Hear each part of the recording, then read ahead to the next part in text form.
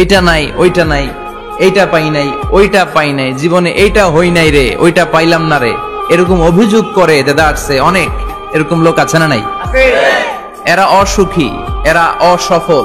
সফল ব্যক্তিদের একটা গুণাবলী হচ্ছে এরা কমপ্লেইন করে কম, কমপ্লেইন করে কম, তারা শুকরিয়া করে বেশি। দে আর ভেরি গ্রেটফুল, তারা শুকরিয়া করে বেশি।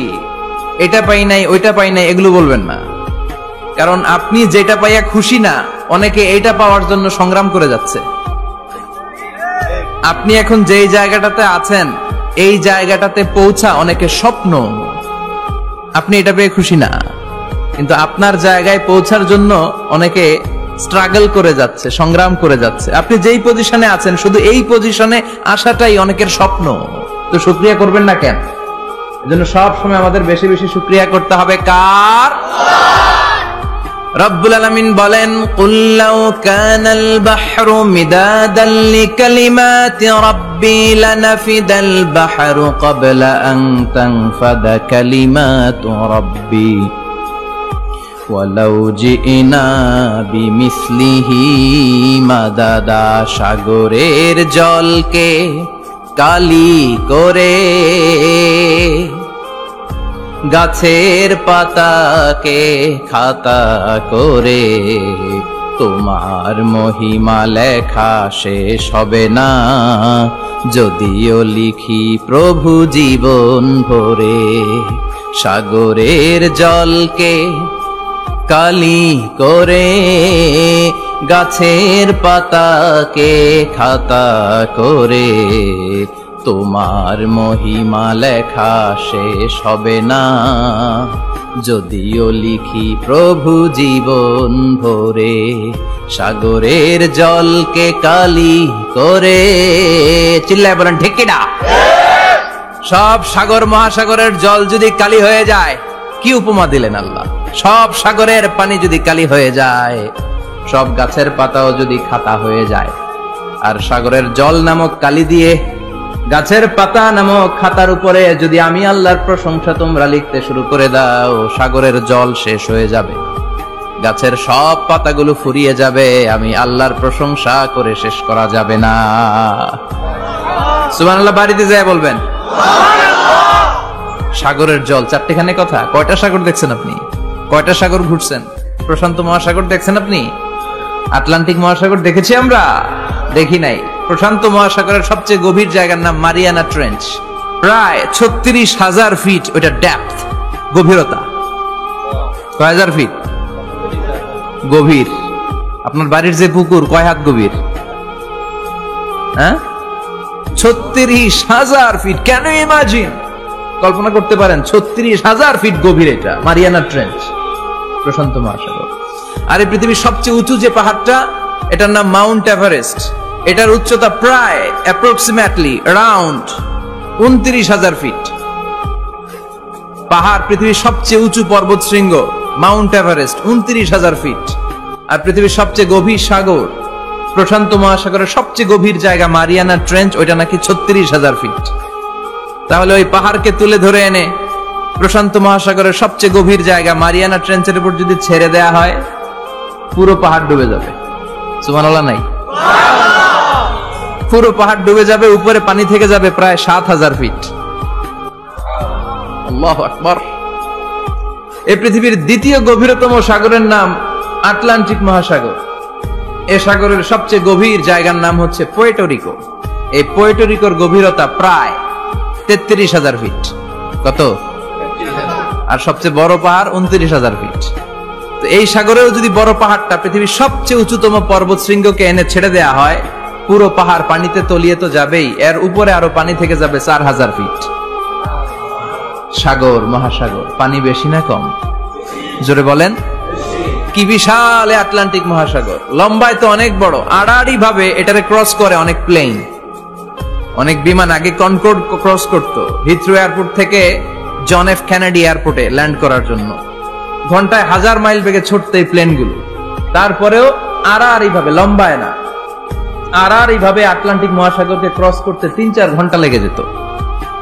প্লেন যদি ঘন্টায় চলে 1000 মাইল বেগে, আর আটলান্টিক মহাসাগরের পাশ যেটা প্রশস্ত, এটা ক্রস করতে যদি 3 ঘন্টা লাগে, তাহলে পাশে কয় হাজার কিলোমিটার? 3000 কিলোমিটার। সুবহানাল্লাহ কইবেন না? এত বিশাল বিশাল সাগর। সাগর কি মহাসাগর কি এই দুইটা, যে প্রশান্ত আর আটলান্টিক? না, ভারত মহাসাগর, উত্তর মহাসাগর, দক্ষিণ মহাসাগর, বঙ্গোপসাগর, কৃষ্ণ সাগর, ভূমধ্য সাগর, লোহিত সাগর, চায়না সাগর, শত শত সাগরে ভরপুর মহাবিশ্ব। এই সব সাগরের পানি যদি কালি হয়ে যায়, কি হয়ে যায়? আর পৃথিবীতে যত গাছ আছে সব গাছের পাতা যদি খাতা হয়ে যায়, গাছ কয়টা আছে কুমিল্লায়? হ্যাঁ, অভাব নাই। তো কুমিল্লাতেই যদি অভাব নাই, তাহলে আফ্রিকার জঙ্গলের কি অবস্থা? কি পরিমাণে গাছ, বৃক্ষরাজি আল্লাহ তৈরি করেছেন। এই সব গাছের পাতা যদি এরকম খাতা হয়ে যায়, আর এই সাগরের জল নামক কালি দিয়ে যদি এই খাতায় আল্লাহর জিকির লিখতে শুরু করেন, প্রশংসা লিখতে শুরু করেন, গাছের পাতাও শেষ, সাগরের পানিও শেষ, শেষ হবে না আল্লাহর জিকির আর প্রশংসা করেন। আল্লাহু আকবার। এজন্য সব সময় প্রশংসা করতে হবে একজন সত্তার, তিনি কে? সে আল্লাহ বললেন, হুয়াল আউয়ালু ওয়াল আখিরু ওয়াল যাহিরু ওয়াল বাতিন ওয়া হুয়া বিকুল্লি শাইইন আলিম। আল্লাহ বললেন, আমার প্রশংসা করবি না কেন? আমি সবার প্রথমে, আমি সবার শেষে, আমি প্রকাশ্যে, আমি গোপনে। কার কথা? আল্লাহ। প্রথমে কে?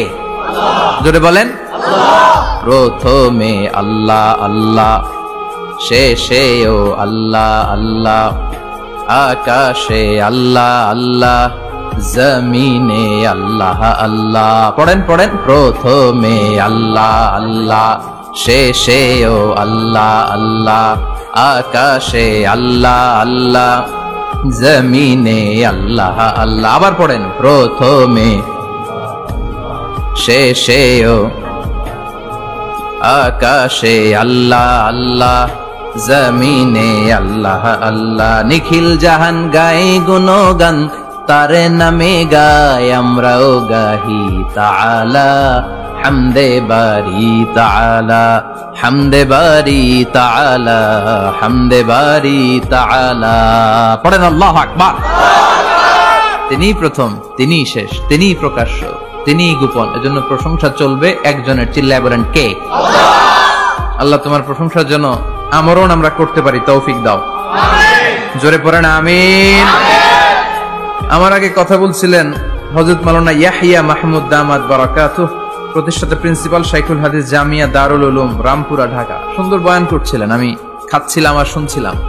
প্রামাণ্য বর্ণনা করছিলেন কিভাবে কিয়ামত হবে, কিভাবে আমরা উঠবো, হুফাতান ওরাতান মুশাতান গুরলা, উলঙ্গ, নেকেড। সেদিন আমাদের গায়ে জামা থাকবে?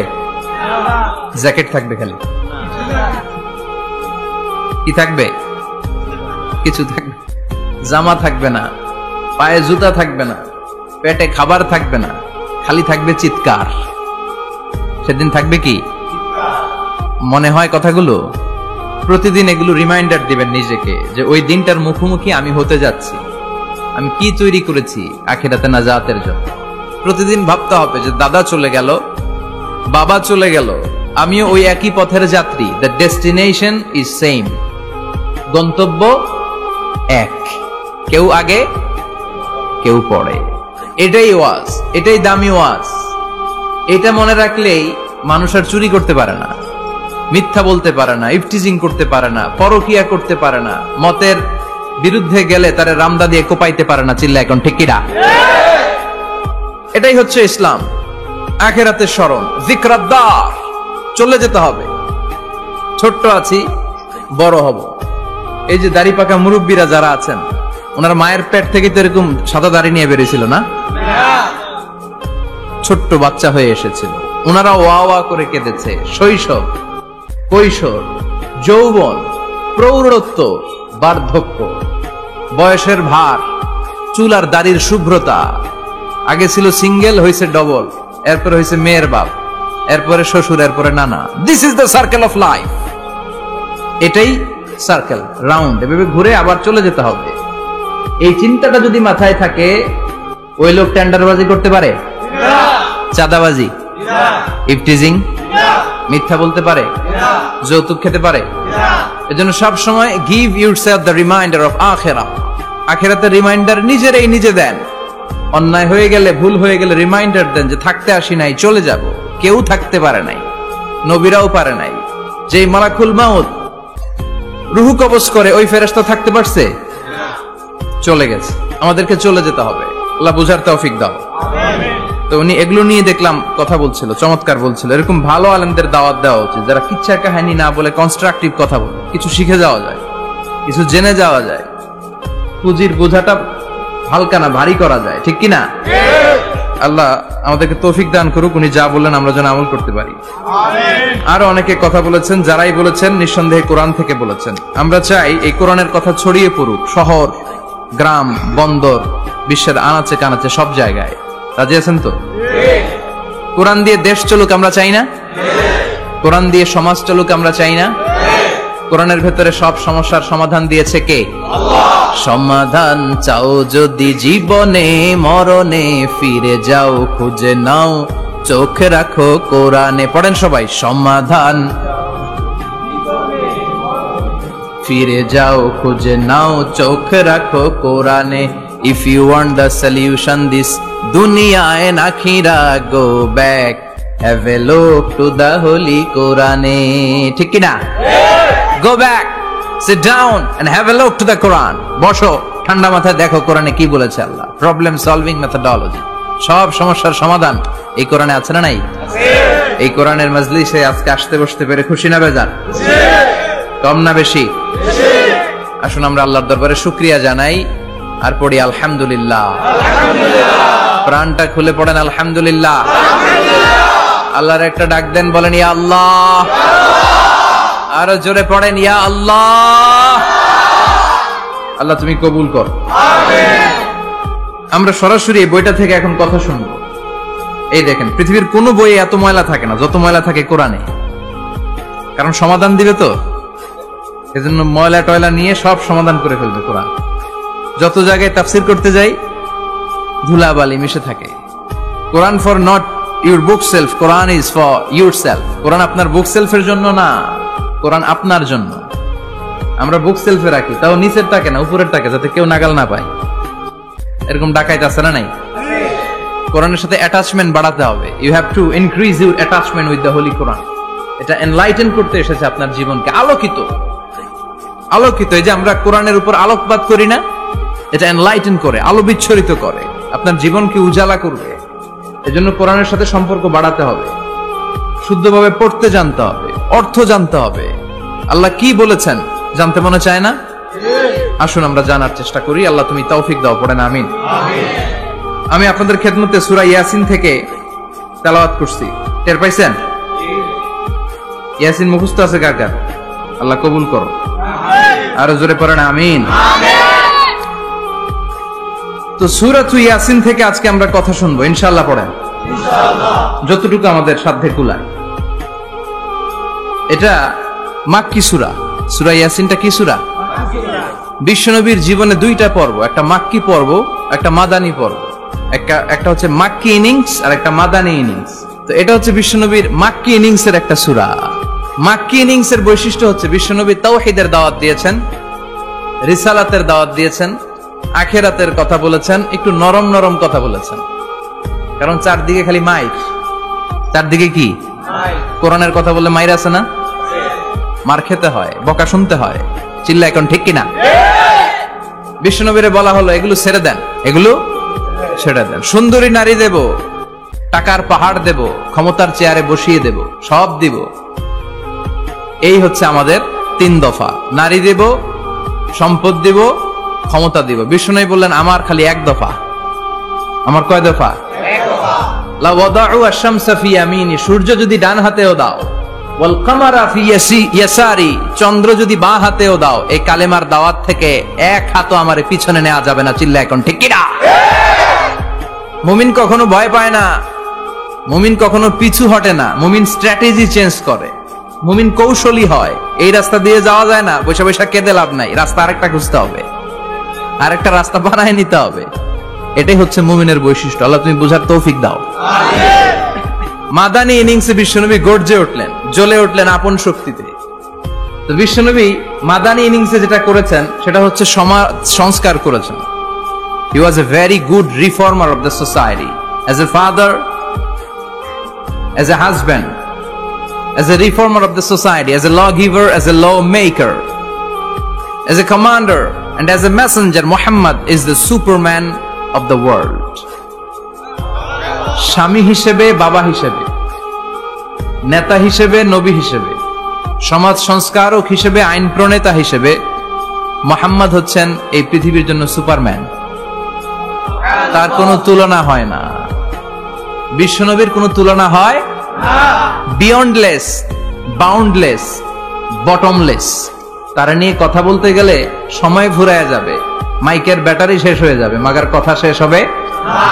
এজন্য ওনার জীবনের ক্ষেত্রে বলা হয় বিয়ন্ডলেস, বাউন্ডলেস, বটমলেস। অসাধারণ ব্যক্তিত্ব, সুপার ক্যালিফ্রাজিলিস্টিক এক্সপিয়ালিডোসাস, অসাধারণ, যার কোনো তুলনা হয় না, এক্সেলেন্ট, আনপ্যারালাল। মাদানী জীবনে উনি সশস্ত্র সংগ্রাম করলেন, সংস্কার করলেন সমাজটাকে, সেনাবাহিনী বানালেন। তখন আর নরম নরম ভাবে খেলে নাই, গরম ভাবে খেলেছে। এটা হচ্ছে ইমানের দাবি। মুমিনরা কৌশলী হয়। যখন যে পরিস্থিতি, ওই পরিস্থিতির সাথে তাদের স্ট্র্যাটেজি তারা পাল্টায়। তো বিশ্বনবীর মাদানী ইনিংসে এই সূরা নাজিল হয়নি, হয়েছে মাক্কি ইনিংসে, মাক্কি সূরা। এই সূরার অনেক ফজিলত, ছোটবেলা থেকেই সূরা ইয়াসিনের অনেক ফজিলতের কথা আমরা শুনেছি না? বিশ্বনবী বলেছেন, ইন্না লিকুল্লি শাইইন কলবান ওয়া কলবুল কুরআনি সূরাতু ইয়াসিন। সব জিনিসের একটা কলব আছে, হৃদয় আছে, অন্তর আছে, আর কোরআনের কলবের নাম হচ্ছে সূরা ইয়াসিন। বিশ্বনবী বললেন, ইন্না লিকুল্লি শাইইন কলবান, সব জিনিসের একটা কলব আছে। ওয়া ইন্না কলবাল কুরআনি সূরাতু ইয়াসিন, আর কোরআনের কলবের নাম হলো সূরাতু ইয়াসিন। বিশ্বনবী বলতেন, ইন্না ফিল জাসাদি মুদগা, দেহে একটা গোশতের টুকরা আছে। ইদা সালুহাত সালুহাল জাসাদু কুল্লু, এই দেহের গোশতের টুকরা যদি ভালো হয়ে যায়, পুরো দেহটারে ভালো করে দেয় কে? আল্লাহ। এই দেহের গোশতের টুকরাটা যদি পচে যায়, পুরো দেহটারে নষ্ট করে দেয় কে?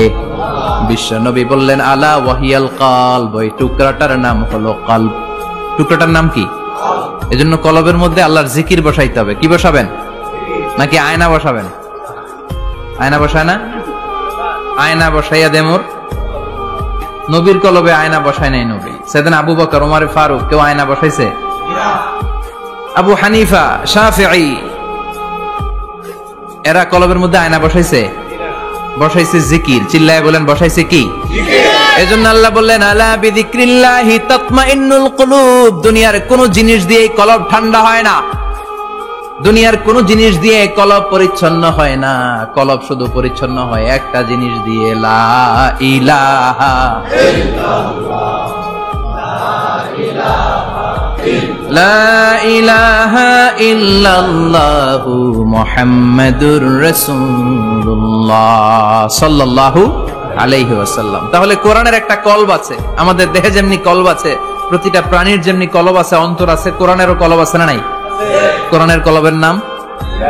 চিল্লায় বলেন, কোরআনের কলবের নাম? আবার বিশ্বনবী বলতেন, রাত্রিবেলা যে ব্যক্তি একবার সূরাতু ইয়াসিন তেলাওয়াত করে ঘুমাতে যায়, সকালবেলা নিষ্পাপ অবস্থায় তারে ঘুম থেকে জাগাবে কে? আল্লাহ।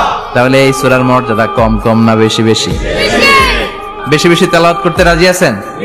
সকাল সন্ধ্যা তেলাওয়াত করবেন তো? সূরা ইয়াসিন ছাড়াও এই সূরার অনেকগুলো নাম তাফসীর গ্রন্থে পাওয়া যায়। এই সূরার একটা নাম হচ্ছে সূরাতুল কাদিয়া, সূরাতুল তাকদি হাজাতা কারিইহা। যে এই সূরা তেলাওয়াত করে, ওই তেলাওয়াতকারীর যে হাজত আছে, প্রয়োজন আছে, এই সূরার বরকতে আল্লাহ তার প্রয়োজন পূরণ করে দেয়। আমাদের জীবনে প্রয়োজন আছে না নাই? কার কাছে চাইবো? বিপদে পড়লে কারে বলবো? আমরা বিপদে পড়লে প্রথমে শেয়ার দেই ফেসবুকে। কোথায় শেয়ার? আগে শেয়ার দিব কার কাছে? মনে থাকবে? বিপদে পড়লে ফেসবুকে শেয়ার দিব না, বন্ধুরে শেয়ার করব না, বউয়ের কাছেও পরে শেয়ার করব, আগে শেয়ার করব কার কাছে? মনে থাকবে? এজন্য বিশ্বনবী বলতেন, এই সূরার নাম সূরাতুল কাদিয়া, মানুষের হাজত পূরণ করে দেয়। এই সূরা তেলাওয়াত করে যদি আপনি আল্লাহর কাছে কোনো বিপদ থেকে পানা চান, অথবা কোনো প্রয়োজন নিয়ে দোয়া করেন, সূরার বরকতে প্রয়োজনটা পূর্ণ করে দেয় কে? কেউ যেটা পারে না পারে কে? কেউ যেটা দেয় না দেয় কে? কেউ যেটা শোনে না শোনে কে? তাহলে পেলাম সূরাতুল কাদিয়া। আরেকটা নাম আছে সূরার, সেটা হচ্ছে সূরাতুল আযীমা, সুমহান সূরা। কি সূরা? সুমহান, আযীমা। এই আযীম আর আযীমা এই শব্দ দুইটা অনেক দামি, আল্লাহ যে কোনো জায়গায় ব্যবহার করেন নাই। বিশ্বনবীর চরিত্রের উপমা দিতে যে আল্লাহ আযীম শব্দ বলেছেন, তাই না? রব্বুল আলামিন বলেন, ওয়া ইন্নাকা লাআলা খুলুকিন আযীম। ও নবী, সাধারণ কোন চরিত্র আপনারে আমি দেই নাই, আপনারে আমি দিয়েছি আযীম একটা চরিত্র, খুলুকুন আযীম। And verily indeed you are on a very good standard of character. অসাধারণ চরিত্র দিয়েছি। বিশ্বনবীর চরিত্র বুঝাতে যে আল্লাহ কি শব্দ ব্যবহার করেছেন? কথা বলে না, তাফসীর শিখে যেতে হবে। কোন শব্দ ব্যবহার করেছেন? আযীম। আবার আল্লাহ নিজের পরিচয় দিতে যে আযীম বলেছেন, ওয়ালা ইয়াউদুহু হিফযুহুমা ওয়া হুয়াল আলিয়্যুল আযীম। সুবহানাল্লাহ। আকাশ জমিনের নিয়ন্ত্রণ করতে যে আল্লাহ কখনো ক্লান্ত হয় নাকি? কারণ তিনি হচ্ছেন আল আলিয়্যুল আযীম। আল্লাহু আকবার। তার মানে নবীর চরিত্রের ক্ষেত্রে আযীম, আল্লাহর নিজের সত্তার ক্ষেত্রে আল্লাহ বললেন আযীম।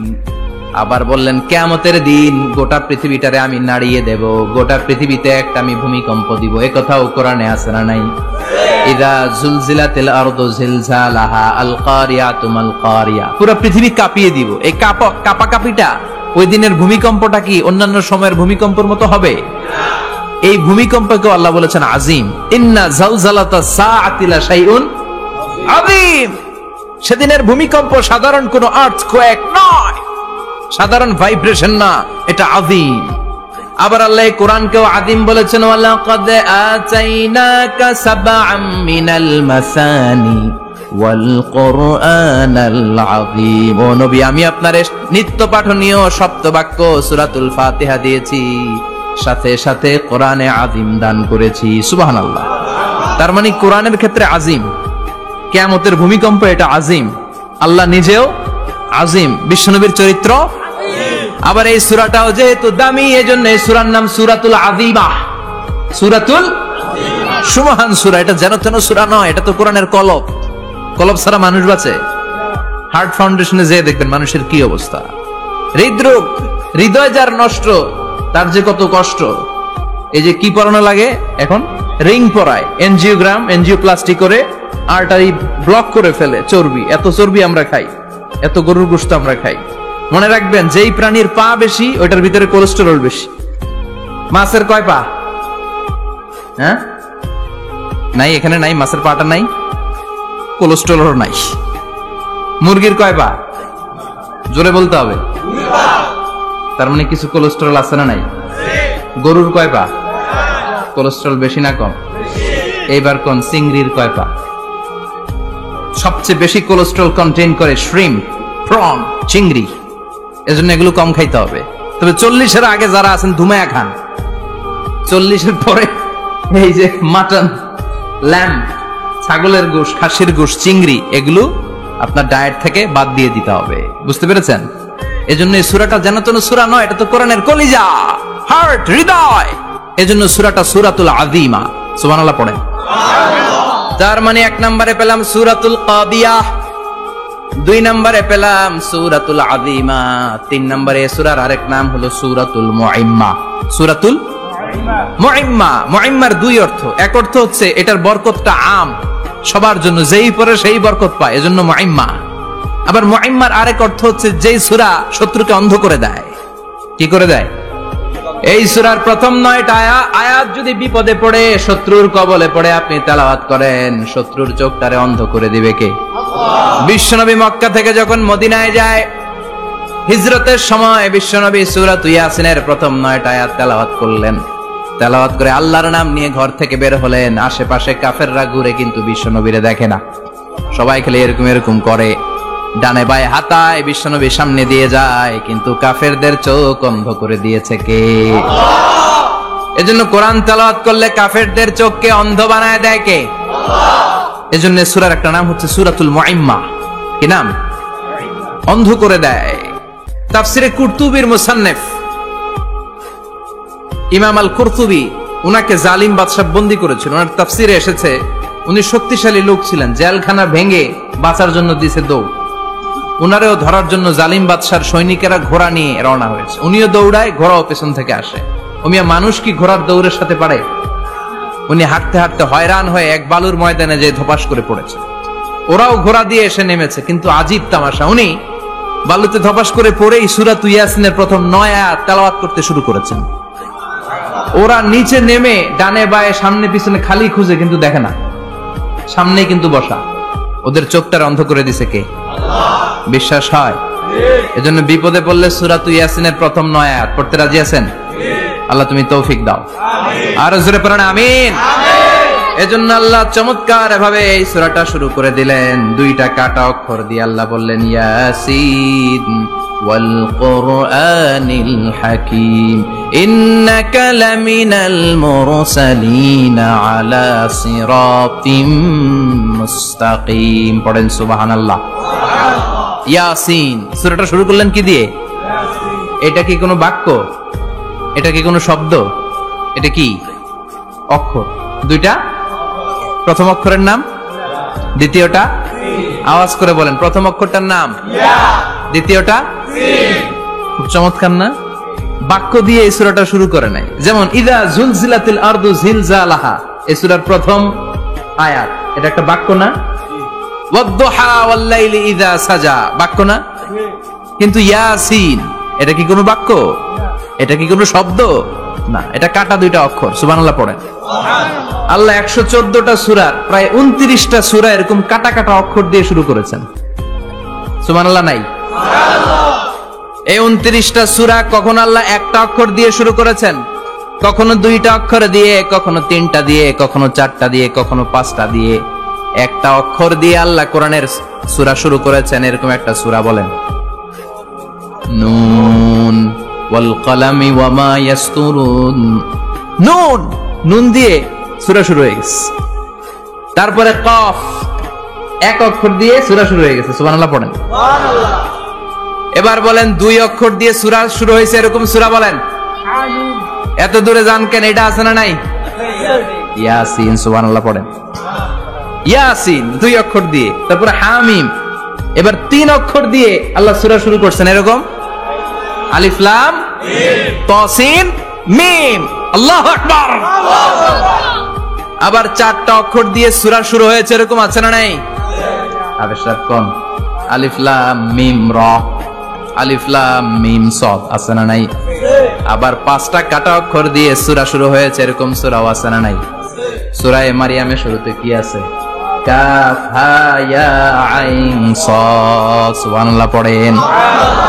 এরকম প্রায় 29টা সূরা আল্লাহ কাটা কাটা অক্ষর দিয়ে শুরু করেছেন, কোনো বাক্য দিয়ে নয়, কোনো শব্দ দিয়ে নয়। কি দিয়ে? হারফ দিয়ে। হারফ, এই হারফগুলোরে বলে হুরুফ আত-তাহাজ্জি বা হুরুফ আল-মুকাত্তাআত, কাটা কাটা অক্ষর। মনে রাখবেন কোরআনের আয়াতগুলো 2 ভাগে বিভক্ত, একটা মুহকাম, একটা মুতাশাবিহ। মুহকাম মানে যেগুলোর অর্থ আমরা জানি, যেগুলোর ব্যাখ্যা আমরা জানি, যেটা ইন্টারপ্রিটেশন এক্সপ্লেনেশন আমাদের জানা আছে। আর মুতাশাবিহ আমরা অর্থ জানি না, আমরা ব্যাখ্যা জানি না, এটা দিয়ে আসলে কি বুঝাইছে আমরা কেউ জানে না। জানে একজন, চিল্লায় বলেন তিনি কে? আল্লাহ বলেন ওয়া ইন কুনতুম ফি রাইবিম মিম্মা নাযালনা আলা আবদিনা ফাআতু বিসূরাতিন মিন মিসলিহি ওয়াদউ শুহাদাআকুম মিন দুনিল্লাহি ইন কুনতুম সাদিকিন। আল্লাহ বললেন ও জাহেলি যুগের লোকেরা, শোনো শোনো, এত আরবি কবিতা বানাতে পারো, এত গল্প লিখতে পারো, আরবিতে এত নোবেল বানাতে পারো, উপন্যাস বানাতে পারো, আর্টিকেল লিখতে পারো, আমার নবীর উপর যে কোরআন আমি নাজিল করেছি, এই কোরআনের ব্যাপারে অন্তরে যদি কোনো সন্দেহ থাকে, বাপের বেটা হলে পারলে কোরআনের মতো একটা সূরা বানিয়ে নিয়ে আসো। পারছে? কিয়ামত পর্যন্ত কেউ পারবে? বিশ্বনবী যেই জামানাতে এসেছিলেন, ওই জামানায় আরবি ভাষা সাহিত্যের উৎকর্ষতা সাধিত হয়েছিল। আরবি ভাষার এতটা উৎকর্ষ পৃথিবী কখনো দেখে নাই। কবিতা, গদ্য, পদ্য, গল্প, উপন্যাস রচনা, প্রবন্ধ, আর্টিকেলের শৈলাভ। এই ভাষা সাহিত্যিকদের চোখে আঙ্গুল দিয়ে আল্লাহ বুঝাতে চাইলেন, এত অর্থ করতে পারো, এত ব্যাখ্যা জানো, এত বড় বড় বুলিয়া ওড়াও, এত কিছু তুমি জানো, তাহলে বলো ইয়াসিন অর্থ কি? সুবহানাল্লাহ কইবেন না? তাইলে বল নুন অর্থ কি, কফ মানে কি, আলিফ লাম রা মানে কি, ফাবুহিতাল্লাযী কাফার। কেউ জানে না, কেউ উত্তর দিতে পারে না। কোন সুবহানাল্লাহ। এটা কোরআনের মুজিজা, এটার অর্থ কেউ জানে না। আর এগুলোর অর্থ নিয়ে খোঁচাখুচি করাও ঠিক না। তবে মুফাসসিরিনে ইকরাম এগুলোর কিছু অর্থ সম্ভাব্য বলার চেষ্টা করেছেন। যেমন ইয়াসিনের অর্থ ইবনে আব্বাস বলেছেন, এর অর্থ হতে পারে ইয়া ইনসান, হে মানুষ। সুবহানাল্লাহ পড়েন। কেউ কেউ বলেছে এটার অর্থ হতে পারে ইয়া সাইয়্যিদ আল মুরসালিন। কেউ কেউ বলেছেন ইয়াসিন হতে পারে ইসমুল্লাহ, আল্লাহর নাম। কেউ বলেছেন এটা হতে পারে ইসমুন লিন নবী, বিশ্ব নবীর নাম। আবার কেউ কেউ বলেছেন ইয়াসিন হতে পারে এই কোরআনে কারিমের একটা নাম। কোন সুবহানাল্লাহ।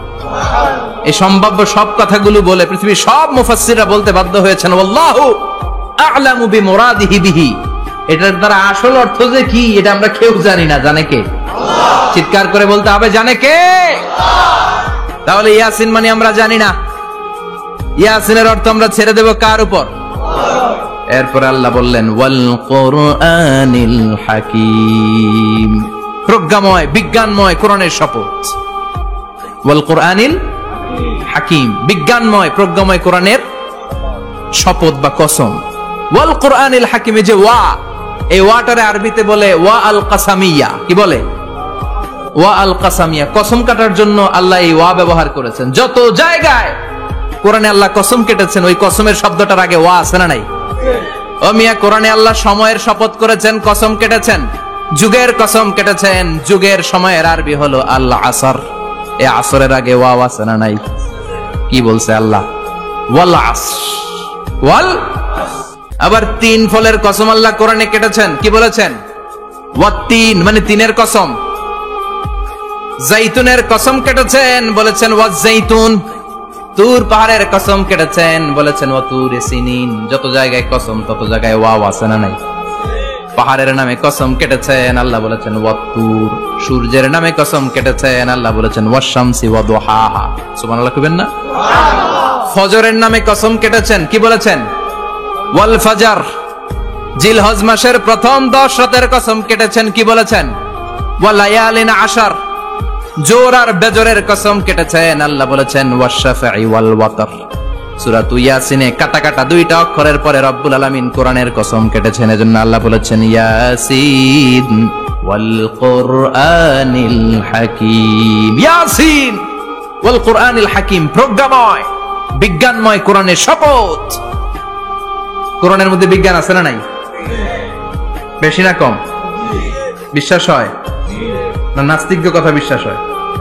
নাস্তিকরা বলে কোরআনের মধ্যে বিজ্ঞান নাই, কোরআনের মধ্যে সায়েন্স নাই, কোরআনের ভেতরে টেকনোলজি নাই। কিন্তু কোরআন বলে এমন কিছু নাই, মানুষের প্রয়োজনীয় এমন কিছু নাই যেটা আমার ভিতরে নাই। আল্লাহু আকবার।